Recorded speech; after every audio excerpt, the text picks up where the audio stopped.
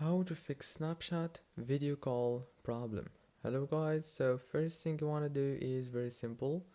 Just click on the settings on your phone and then go to the apps manager page right here as you can see.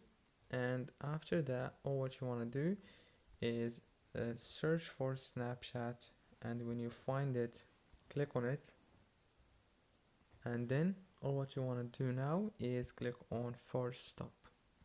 After you click on the force stop option, go down to the data usage right here and make sure that all these four options are enabled.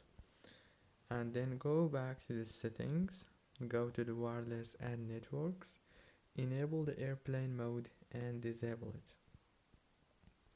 That's it guys, don't forget to like and subscribe. Thank you so much for watching.